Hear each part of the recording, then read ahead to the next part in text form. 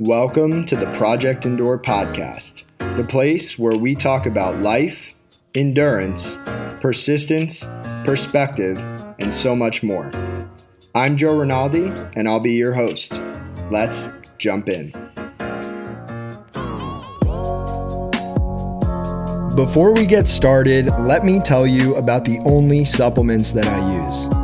For nearly 10 years, Bare Performance Nutrition has been on a mission to educate, inspire, and improve the performance of modern-day athletes, adventurers, and warriors through training, nutrition, and supplementation. With effective formulas that work as hard as you do and are third-party tested for prohibited substances, you can get results and reach your full potential with Bare Performance Nutrition. Head to the link in the show notes to go to the website to help me out and to help you out so that we can go one more together. Now, let's get to the episode. Welcome back to the Project Endure podcast, episode 82. I am down in Austin, Texas with a very, very, very special guest, the one and only Preston Bare. Preston, how are you? Doing great, Joe. Doing great. It's a little nervous right now. It's been a while since I've done any type of media or anything. Used to have a YouTube channel, used to do some podcasts, but been a little bit behind the scenes lately. But, you know, I know Joe asked me to do this and known Joe for a few years now. So I was like, I gotta get right to it as soon as he's here. One of the reasons I wanted to have you on was because out of all the Bare Performance Nutrition content, I feel like you're one of the most behind the scenes people, yet you do so much for the brand and you've been part of it since it was you and Nick in the very beginning. So before we get to all that, I would love to just hear, who is Preston Bare? Preston Bare. So I am originally going back to the very beginning of BPN. I still remember when Nick talked about creating BPN. He was a senior in college at IUP, and I was a freshman in college at the time as well. He talked about this dream and that he wanted to start a supplement company, and everyone sort of laughed at the idea of it. We're from a smaller hometown, and ever since the beginning, I've sort of teamed up with him in that, and I've always followed his lead, listened to him, and just followed him on this entire journey and everything. So I've just always kind of been his, I guess you want to say, right-hand man, just been there along for the ride, and enjoyed every single minute of it. So that's sort of a little bit about me. I've always been with BPN since the very beginning, the very inception, since 2013. Did you ever think Nick was crazy in the beginning when he first pitched this to you? A little bit, but not really, because Nick always had he always had that entrepreneur in him. Like, even going back to the early days, we had the best neighborhood growing up when we were young. It was like 20 kids, all the same age. We were playing backyard baseball, backyard football, but he was the one kid that was always building he was literally building half pipes and go-karts, all these crazy things, like doing this carpentry at the age of 10. When we were out there playing. So it's like he was always doing these new crazy kind of entrepreneurial skill sets. So when he said he was going to start a supplement company, it didn't really surprise me, because he's always that person where it's like, I'm going to go right into it and stuff. Just doesn't think about it. I'm going to make that decision and go with it. Very, very keen to try new things. Yeah. So if we rewind all the way to childhood, did you guys get along as siblings growing up? Yes. Yeah. No, we always got along. A little bit about the age difference. He's about 3.5 years older. But we still always got along. For example, the kids in our neighborhood, we were all around the same age within 4 to 5 years, the discrepancies. But our best friends growing up right down the street, my buddy was the same age as me, and then his brother was the same age as Nick. So we were always hanging out, all of us together. But yeah, we always got along growing up. Even at our young years when we were, 8 to 15 years old. And then in high school, we started lifting and everything together too. It's like the first gym opened in our hometown across the street from us. We got our gym memberships. We were the first ones to join the gym, and the rest is history. We just fell in love with fitness together as well. And we sort of got that from our dad. So all three of us, we're super into it. And that's sort of how we always bonded and still bond. So I've got a question to piggyback off of that. This is hypothetical, of course, but present day, 2023, you and Nick wrestling match. Who wins? Honest opinion, because I'm gonna ask him the same exact thing. 100%, I think I would win. I have the lower leverage to the ground, so he looks much taller than me, and I have shorter, stockier legs, which I think would give me almost like that bull rush into just going straight for the pin with him. So we could get it. We could get this thing going actually by the end of the weekend. I don't want to draw too much attention to it, but maybe we do something next week with just like the BPN team here, and we can have like I don't know, a little event where we could do this. Now we would not be good at boxing. Boxing is not something we're going to be good at. I don't think either of us would be good at that, but I think we could do a wrestling match. All right. Well, wrestling match, TBD. We'll keep an eye out for that. But I did want to rewind to kind of before BPN for you. I have a couple acquaintances in Philadelphia who have seen me wear a BPN shirt or a hat or have a water bottle, and they'll be like, "Oh my goodness, do you know Nick?" And I'll be like, "Yeah," and they'll be like, "Oh yeah, I went to the same high school as Nick and Preston." Preston was like the superstar. Preston was like Preston was like the guy that every girl had their eyes on. That's well, it's funny when like you're in high school and sports are such like a big thing because it's like you grow up in this small town and the only people you really know are the people within that town growing up and everything. And we always joke around like Nick used to like he wouldn't get mad, but he would, people used to say, "Oh, you're Preston's brother," just because I had like a good year of football and stuff. It's like I would never say that to somebody like but people would say like stuff like that. But now, of course, like obviously more people know Nick than me now. You're talking about global, not just, a single town in Pennsylvania. But I mean, like sports were bigger, I think, for me growing up. He wasn't as into sports.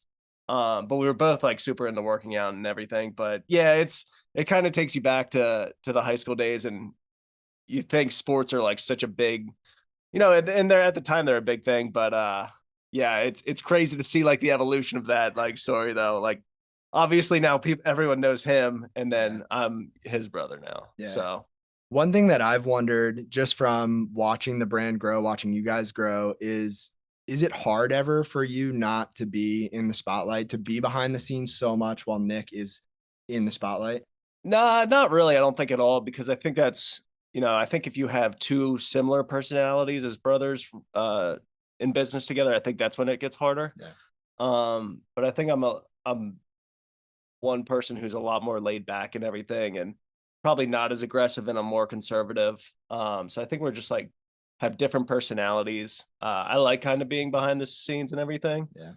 There was a time where I did do YouTube, and it's super fun to. I remember that it's addicting creating content. You probably know it with whether it's a podcast or a YouTube, creating that content, pushing that publish button, and it's just such a good feeling of accomplishment. And then when you see the good feedback, it's awesome too. But I think we just got to a point in 2019 where the business really started growing. I was just like filming the same videos over and over. And I was like, I know there's a place for me to probably be more in the business now. And I just didn't think I had to be like in the spotlight or anything anymore. And it doesn't bother me at all. I like being behind the scenes. And I think that's just kind of how my personality's always been, very laid back, and maybe too laid back sometimes. But yeah, I would just say a little bit different personalities. Okay. And so outside of BPN, who is Preston Bare? If you had to give us the picture, totally removed from BPN. Totally removed from BPN. The way I describe myself is I am a pretty plain person. Like there isn't much that I need. Like I don't need fancy clothes. I don't need a super nice house or anything, but I love being outdoors. Ideally in the future, I want to buy a nice cabin somewhere, maybe in the middle of Pennsylvania, up northern Pennsylvania, and big bass fisherman as well. So those are two of the things I love other than fitness, just being out in the wilderness. Could see myself in a cabin one day, constantly going there on trips and just always fishing with buddies. That's just things I love and enjoy, just being outdoors. All right. Question. What's the best fish you've ever caught? Last year I got an 8-pound largemouth bass. Just adrenaline. So that was like, I never got that's big if you know bass fishing and everything. And I never really caught anything that big compared to that. So like when I brought it in, it was just all adrenaline. But I got to get back to it. Ever since I went out that day, I haven't really gone back out much since. But it's just great going out on the water. It's just so peaceful, and even if you're not catching fish, it's just something that's so enjoyable, especially doing it with friends. It's like it's one of the pastimes I've done, growing up since I was 7 years old, just always going out fishing. So You'll probably hate this, but I've been fishing maybe twice in my life. that's all right. And the second time I caught I want to say it was probably 10 pounds, a 10-pound bass. Gosh. Where was this at? It was in Virginia. I had to get a hunting license. We were No wonder you haven't been back since. You're probably not gonna beat that in like Virginia or in the north. Like that's a giant up there, especially. And you know what? I don't like fish, but we cooked it and it was the best thing I've ever eaten because I caught it. Oh yeah, it's rewarding. I don't cook fish, but it's super. I've had it friends, make fish that we've caught before, just like smallmouth bass or whether it's trout. When you put some breadcrumbs on there, fry it up on the stove, it's like you can't beat that. It's super good. Yeah. So so to switch gears a little bit, I do want to hear, you were recently married. I want to hear how that's going just as a married man. I think it's something that gets swept behind the scenes a lot of times for everybody. But how's that been going for you? It's been going super well. Honestly, not much has changed. Like me and my wife have been together for pretty long time, since 2015. So not much has changed because we're still living together. We bought a house even before we got married together. But everything's going super well, where we make a really good team. And I think like when it comes to marriage, I'm not someone to like preach about what it should and shouldn't be, but I just know that we make a really solid team. We work well together. She's super hardworking. She'll work like 2 or 3 jobs sometimes. She always has to just, do what she has to do. And I just really appreciate her. She knows the value of a dollar. She's always worked hard, but she's just a great person too. So it's one of those things where I think you have to make a good team to have a good marriage. Yeah. So. And marriage is definitely a hard thing in life. So I'll lead that into the first question, which is, what is the hardest thing you've ever had to handle in life? So something that you didn't get to choose for yourself. Yeah. You were asking me about this before the podcast, and 100%, now that I think of it, and you actually asked the question, it came to me obviously when my mom passed away. She was always my best friend, and everyone is gonna get to a point like that in their life when it's gonna suck, whether you realize it's gonna suck whether you're 15 years old and a parent's passing away, or you're 60 years old and your 100-year-old parent's going to pass away. I think that can be even harder. Watching the person you always loved and grew up with, just kind of withering away. And that's always what comes to my mind, because it just sucks when you start to see someone who's so hopeful start to become hopeless. But at the same time, you wish that person was still here, but you realize how incredible that person is, because especially my mom, she wanted for all of us to keep living even after she was gone. And that was pretty special. But things like that, obviously, I think are going to happen in life with everyone, and it's what makes life so crazy. And I think that's definitely harder than anything physical that I've ever had to do. So yeah. I figured you might say that. Yeah. And it's crazy because you asked the question. I was like trying to think of physical events. I'm like, I haven't done anything that physical, but then it's like, obviously, like right when you asked the question, I'm like, that's clearly the hardest time ever in our lives. Just, the amount of stress, that it's just a different type of stress too. Like you don't eat as much and you're just always worried, and it's crazy. But yeah, that's just, hard for everyone. And there's probably a lot of people going through something similar right now. And I'll always think about that too. So it's, yeah, never easy. That's Yeah. for sure. It sounds like from listening to you talk about your mom and Nick talk about your mom that she was just a special person and incredibly strong and resilient and optimistic. Was there a moment where you realized that she realized that she wasn't going to be around forever? Yes. She was in the hospital, um, in the ICU, and she was back on a breathing tube for the second time.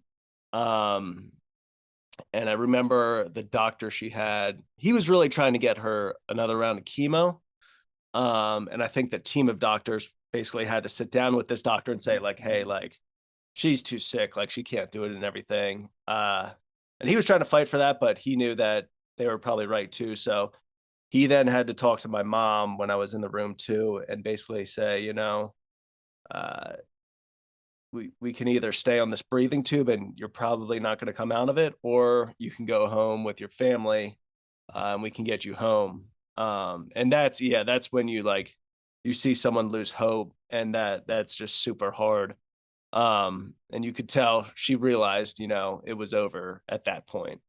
Um, but that, yeah, that's the hardest thing, seeing someone lose hope. Because now, yeah, that's something I always think about. It's like hope is just the biggest thing in the world. As long as you have hope, it's like that's just everything. So yeah, that sticks with you for sure.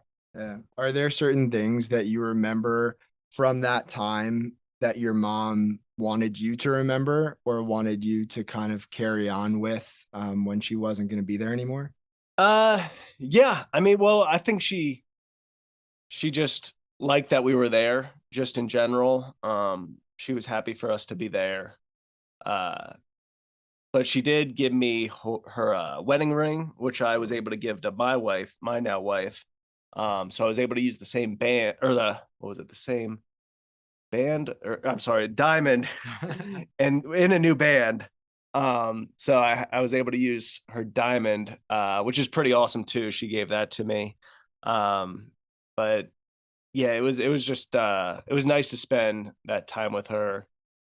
Even though, like, when she was on hospice for probably about a week. Mhm. And even though that was the most stress, it was so stressful and so sad, but at the same time, it's like we were all together, even distant relatives, and that was really special in and of itself, and loved being together with everyone.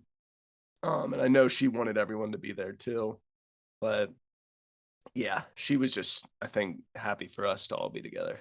Yeah. What qualities of your mom do you have? I try to say that I think I'm caring and just a nice person, but like, one thing that she did that was like, she just had a motor unlike anyone else, just her work ethic, and not even just her work ethic, but the way she would push us, whether it's her husband, my dad, Nick, and myself. She just pushed us. Like, if Mm. she knew we weren't doing the best that we would do, she would get pissed. So she was, yeah, she just had that drive, that motor. She wasn't like the most intelligent person in the world, but she would outwork anyone. She never set any limits to herself.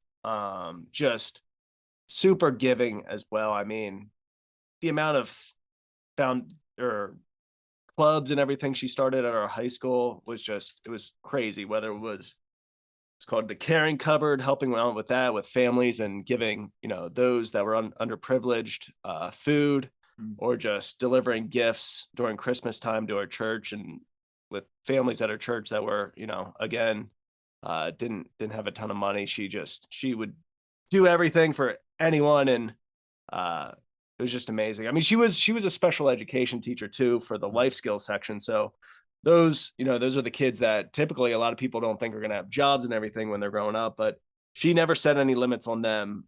She always did her best and would get them into jobs in society, when a lot of people didn't think they would be capable or anything. So just things like that, never set any limits. Mm. So For a timeline, when did she pass away? so tooth, she actually got diagnosed with cancer in January 2019. She started feeling sick in like October, November 2018. The doctors couldn't really figure out what was going on. I remember she'd call me and she would say she'd have really bad brain fog, just wasn't feeling herself. Then she was starting to get some blood clots. And that's never a good sign too. And then finally, after like 3 months, they did a scope or something like that, and then discovered this cancer. And at first, I don't think they thought it was that bad, but then she she got with a surgeon in New York. One of the better surgeons for the cancer was ovarian cancer, and he was just super well-known doctor and everything. Good success rate. And I think from what I understand, when they went into surgery, cut her open, they realized that like the cancer was just everywhere. And he even explained he did the best he could. He got 95% of the cancer, but there was just cancer he couldn't remove, that it was too dangerous. And basically that was probably in February or March. Might have been March. Diagnosed in January. That surgery probably happened in March. And then as soon as she came home from that, I think what happened was the cancer just grew like crazy at a rapid pace. I mean, I could see her stomach like growing, and I think it was the disease. Sometimes they say, don't quote me, or I'm not a doctor, but from what I understand, sometimes if there's cancer and you get cut open during surgery, it can like quicken the growth and everything. And I think that's really what happened. And I could just, that was another like one of the hardest things too. You start to see that in person when you're there, and the fact that you're seeing someone's cancer just getting worse and worse, and you just feel more and more hopeless. And that was a tough time as well. So, and then she passed away in June 10th.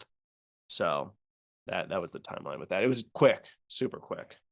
And so it's been a few years since then. And I would imagine that there are a lot of people out there, like you said, who are going through something similar in one way or another. And it's been said that grief is just love with nowhere to go.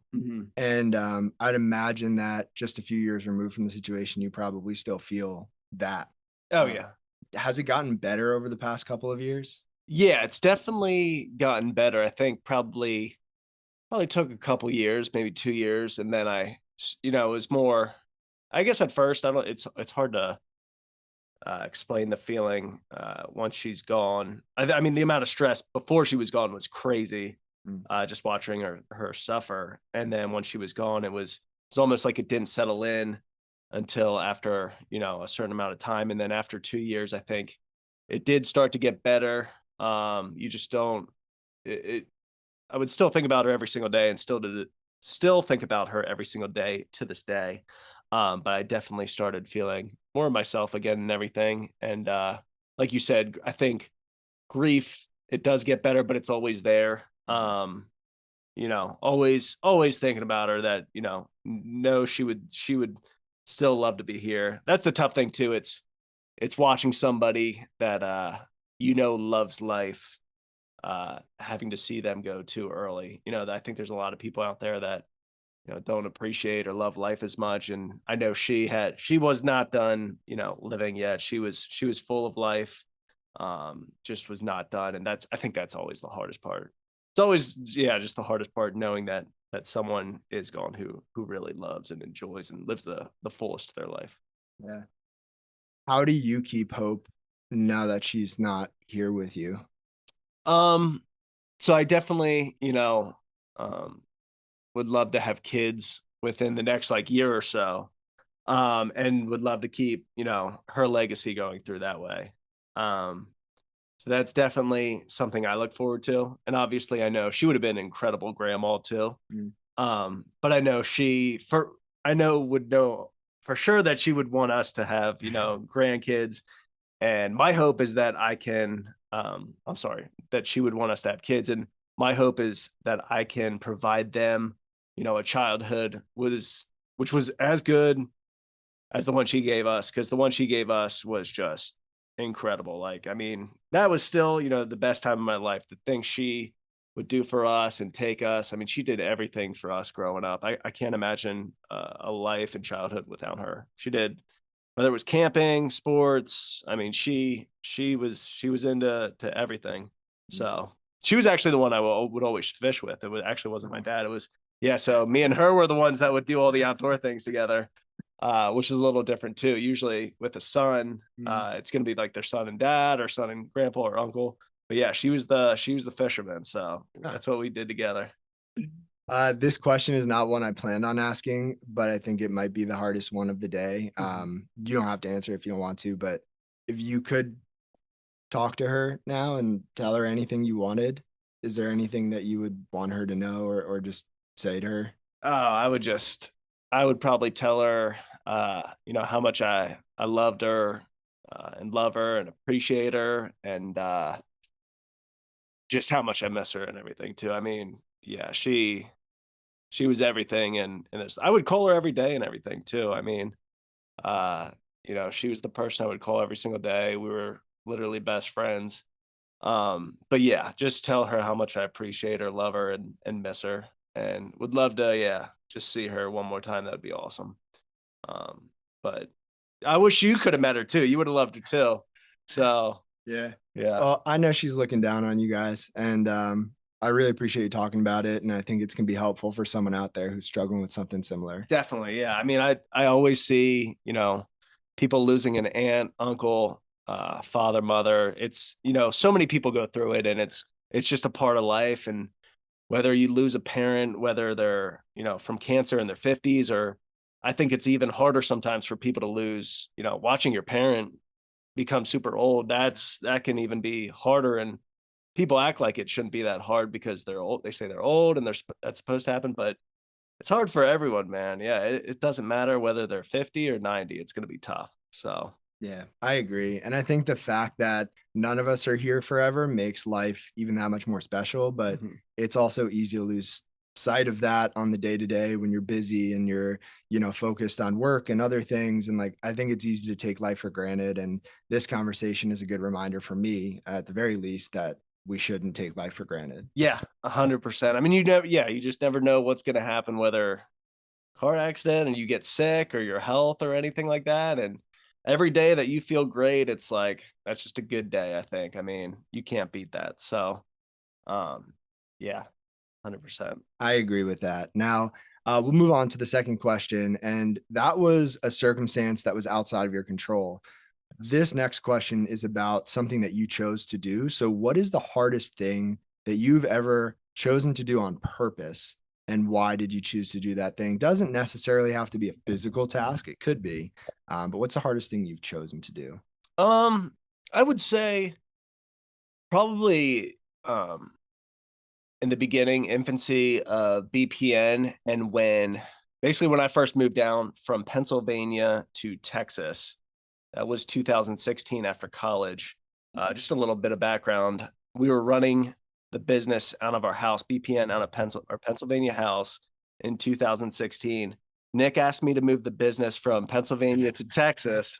So I moved our like 6 boxes of flight inventory in a U-Haul van from Pennsylvania to his Texas house. And then my job, and I was tasked with finding a warehouse, which we would create a public gym, but then also do the shipping out of there as like our warehouse and distribution center for our supplements. Granted, at this time, like our supplement inventory was literally like a pallet of product. There wasn't much at all. But I think just going through that first year of when I found the warehouse, we started the gym, and we were shipping supplements out of that location as well. I think just the fact that of how much we were struggling, I guess, like at the time, like it was stressful, but at the same time, I was like a ton of fun. Like I'm straight out of college. It was the best time of my life. But like looking back at it, next month, the 1 month rent was due like in a week, and it was about the same amount of money we had in the bank account at the time.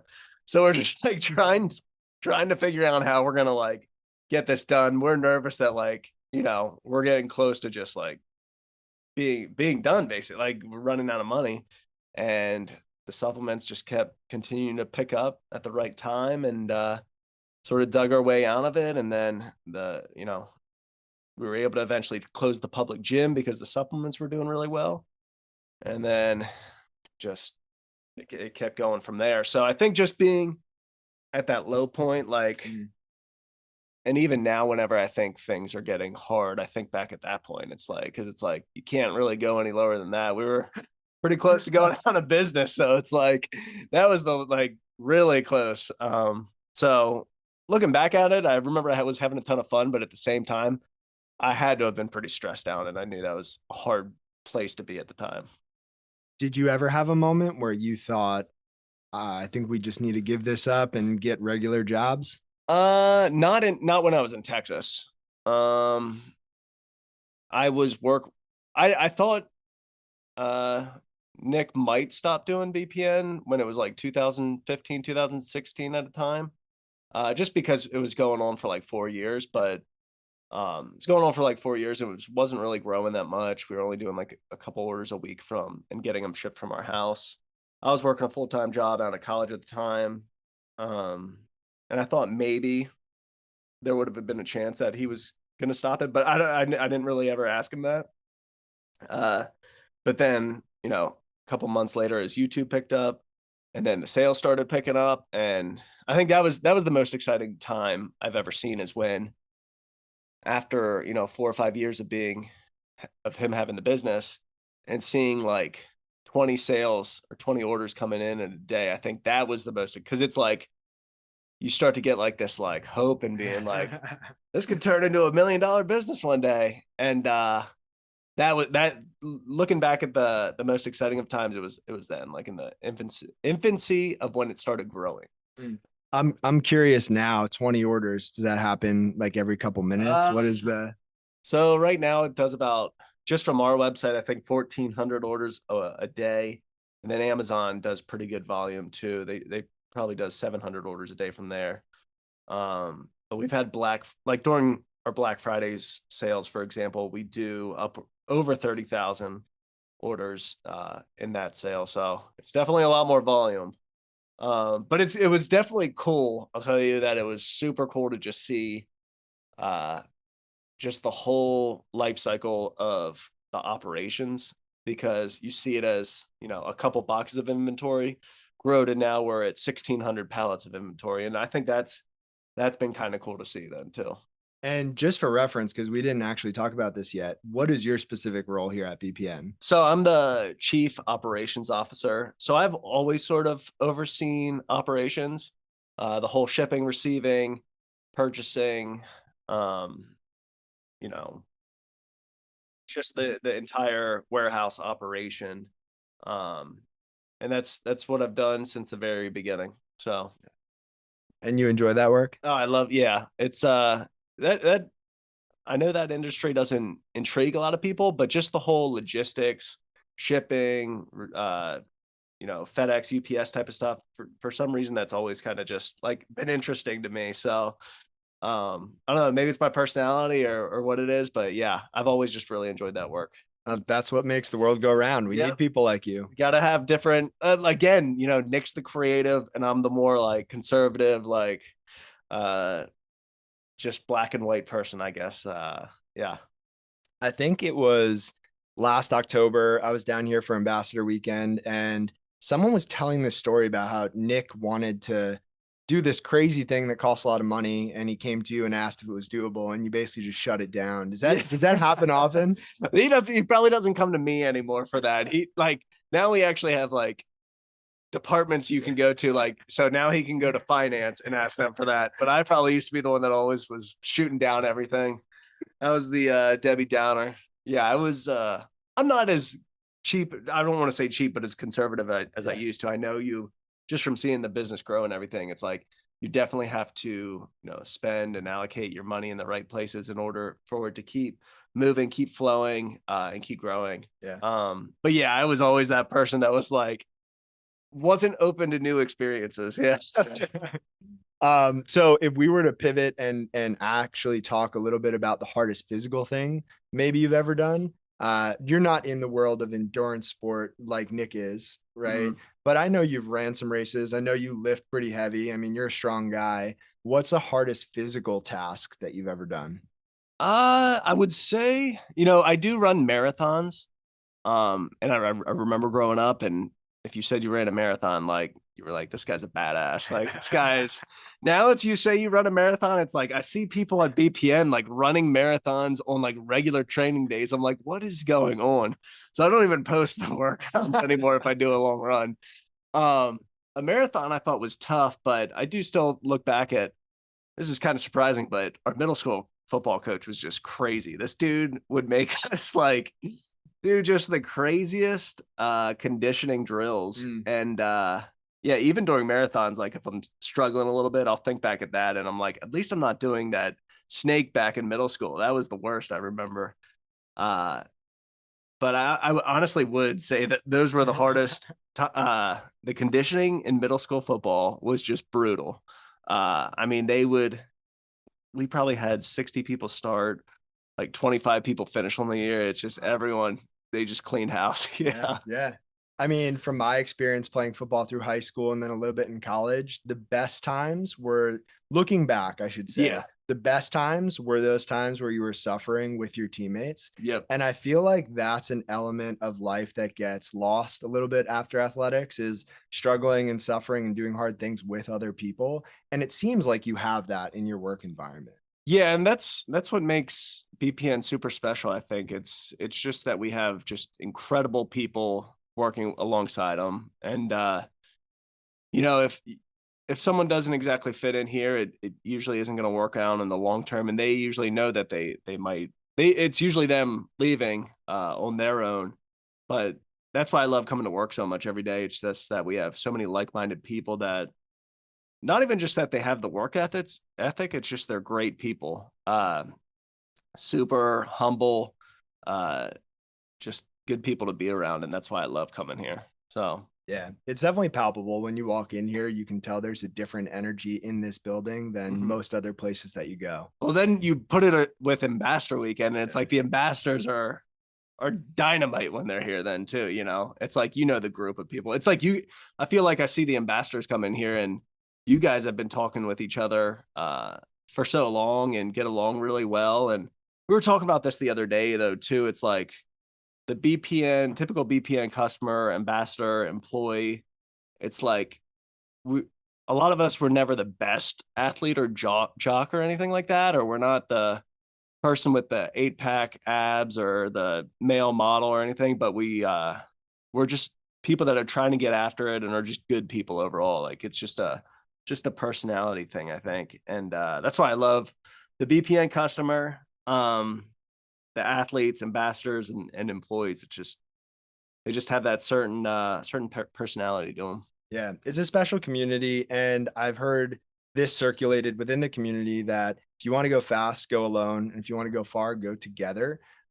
This is the Project Endure podcast. So we talk about endurance. When you hear that word endurance, what does that mean for you? I think showing up and consistently doing good job each day. You see this all the time, especially when you're running a business or in sports, you'll have employees or athletes come on a new team and they come out hard. And the first 3 weeks, you're like, wow, this person's like running circles around people. But then after a little bit of time, if they lose the knack or the drive or just that excitement of something new, you can see it start to drag out. And it's the people that show up and do a consistent good job. It's like I always say it's all about the consistency and just showing up and year over year over year. Especially in today's society, it's very easy for people our age and generation to go from job to job because that's what's exciting. People, I think, want to follow like a new passion, but once it wears out, they think the grass is greener. And I think the hard part is just doing it on a consistent basis. So. Yeah, I agree with that. One of my favorite quotes is from James Watkins, who said, "A river cuts through rock not because of its power, but because of its persistence." And I think it's such a powerful image because this water, this thing that you don't think of as particularly strong or powerful or able to carve out rock, can do that because it shows up in the same direction, the same way over and over and over again.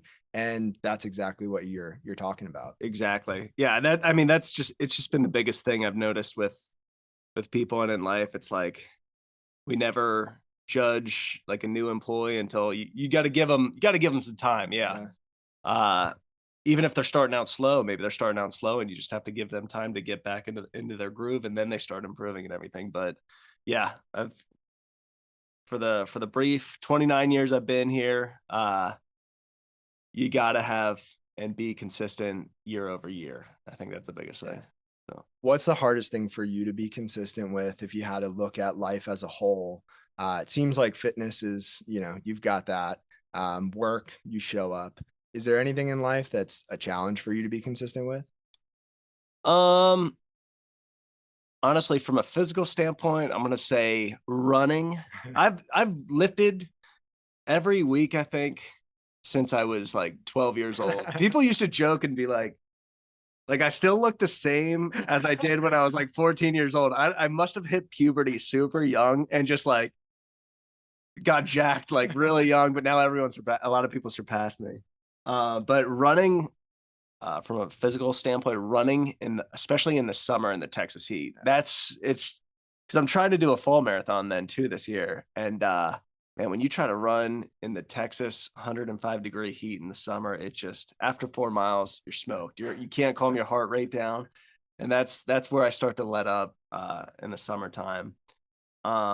Just from a consistency standpoint from like work, I think what's hard for me sometimes is adapting to changes and things like that. Just because obviously I can be a little stubborn, but I know that you really have to change in today's business environment to keep the ball moving. So that's the hardest for me to consistently change and everything. Yeah.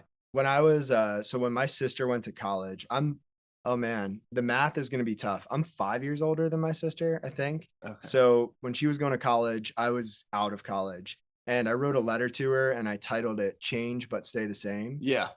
Because I love who she is as a person. She's caring, she's loving, she's kind.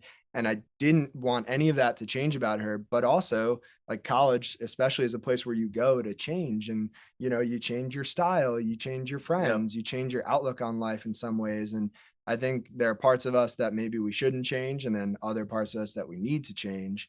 And change is just hard. Yeah. Change is hard. It's just adapting, especially, in the business environment. It's adapting to new systems, procedures, protocols. It's easy to stick to the routine and everything. But yeah, it's just getting comfortable being uncomfortable, right? That's what we say. Yeah. So that's exactly what it is. So yeah. And for the business, it's how do you stay true to your core values and your mission while changing all of these other things that are going to help you spread and deepen your values and your mission. Exactly. Yeah, especially, I mean, we've implemented a new basically operational procedure this year too, called EOS within our business. And it's really just about taking your position and just basically driving different new projects through and being accountable for those. So it's like you have to get, comfortable being uncomfortable. Yeah, I love that. So as we start to wind things down, also this is an audio only podcast for now. We have monsters. I haven't even had any of my monsters. So I'm going to take a sip. I was telling you before, I haven't had a monster in probably 10 years. I haven't been drinking Monster much at all either lately, but the 300 milligram caffeine drinks on the market were getting to be too much. That I was like, I got to tone it back down and go to something lighter. And like Monster, you always go back to it because it's just like nice and light and everything. Yeah. I don't know, refreshing. Do you drink coffee? Yeah, I always usually go to Starbucks. I'm definitely not like a coffee snob or anything like that. Like I'll get 7-Eleven, Starbucks, just drink it black, throw some Splenda in there. But yeah. What about your coffee? I love caffeine. Yeah. Yeah. Coffee's big for me. Yeah. Pre-workout. But like I said, I need to tone it down a little bit sometimes. So I'll preface this question with a story. 2 summers ago, I was working out and long story short, took 2 scoops of flight, Oh. and and it was like I was struggling, like my chest was tight, I was panicking. Do you ever do that? I've never, or at least I haven't in quite a long time, taken 2 scoops of flight, because that is strong. Like that's I definitely can't recommend that either. Yeah. No. Well, there used to be all the pre-workouts on the market where it was like take between 1 to 4 like scoops, and it was like this tiny scooper. And then people probably would think about that with flight and be like, oh, maybe it's like this other one, but it's like that single serving is going to be plenty. So yeah, we even have to put on our label to, if you're new to it, start with a half serving and then assess your tolerance after that. But we've always just been stim junkies, me and Nick. We've just, I don't know, we've, especially because we started taking supplements like in the beginning and infancy of pre-workouts. That was back when like Jack 3D. That was when it was the Wild West in pre-workouts, and they've gotten rid of a lot of ingredients since. But it's like we were 15 years old, like going into a supplement store. We didn't know. Like we just wanted to, we saw what everyone else was kind of taking at the gym, and realized why we had so much energy when then at the time. But yeah. So if you're listening, 1 scoop of flight, maybe even a half scoop, but not 2. Half if you're new to it, that's for sure. Yeah. So as we bring this home, this last question is a special one to me because people are listening to this in all different places, all different seasons of life, going through all different kinds of things. And I think sometimes we just need outside perspective. And so if you're talking to the person on the other end of this podcast, you're in their ears right now, and they're just struggling, what would you say to them? There's always going to be, seasons, I think, in life. That's what always hear Joe Pivot say it, seasons. So he's an employee here. And there's always going to be, good times and bad times. And you're going to be feeling good for, at least for me, you're in a groove for a couple months, and then maybe the next couple months it's not a groove. It's a lot harder. Everything seems harder, whether it's work, your relationship. But those times are definitely going to pass. The bad times and the good times are going to come. So I think that's the best part about life, is just living for the good times, and they're always going to come back. So yeah, I like that a lot. I have a quote I wanted to share and then maybe just hear your thoughts, but this is from Albert Camus, who said, "In the midst of winter, I found there was within me an invincible summer. And that makes me happy, for it says that no matter how hard the world pushes against me, within me, there's something stronger, something better pushing right back." Yeah. I love that a lot.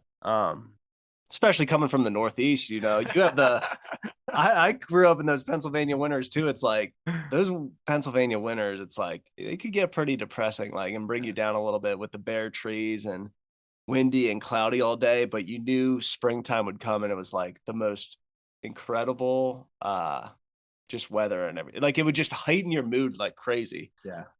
That's honestly, me and my wife talk about it all the time. That's what we miss about the Northeast, is just the different seasons and spring and fall. But it is so true that you can go from that lower point to a higher point in a relatively quick amount of time. And just knowing that it's going to come keeps the outlook bright. It's actually a really good analogy. Just thinking of the way the weather is in the world today, it's a little bit wacky, but you can be down in Austin, Texas, having 70-degree days, and then all of a sudden there's an ice storm. Yeah. Or you could be up in the Northeast and have 30-degree days, and all of a sudden you get a 70-degree day. And in life, in those seasons, like even in the good seasons, there are hard times, and even in the hard seasons, there are good times. And I think we can learn and grow from both of those things, 100%. Totally agree with you. Cool. Well, Preston, if people want to follow along with you, consume your content, reach out and connect, learn more about the business or just you, where's the best place for people to do that? So I have my Instagram handle, Preston Bare BPN. I haven't been posting as much as I should. I used to post a lot. I used to have my YouTube channel still up too. I think it's Preston Bare. It might be Preston Bare BPN. But also LinkedIn. I see a lot of requests coming through LinkedIn, and that's honestly one of the platforms I check the most often now, and just connecting with you guys. But yeah, any of those, can contact me there. So Awesome. Well, I'll link that down below so people can find you. And I just really appreciate this conversation and everything that you do. So thank you, Preston. perfect. Thanks so much, Joe. If you enjoyed this episode of the Project Indoor podcast, go ahead and subscribe, leave a review on your platform of choice, and share this episode with a friend. It helps us get more conversations like this out to more people like you. We appreciate you, and we'll talk to you next time. And one more thing. If you're looking for a community of people all striving to be better together, check out the Project Indoor Hard Things Club. The link is in the description below. We'd love to have you.